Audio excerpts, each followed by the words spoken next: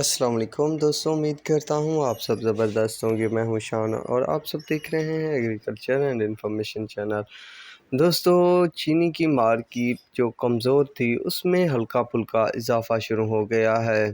Current position کے تحت جو ریٹ یا مارکیٹ کی اپڈیٹ آئی ہے اس میں لگ بھگ 100، 120، 30 روپے تک کی تیزی ریکارڈ کی گئی ہے تمام شوگر ملوں کی چینی کے ریٹ میں۔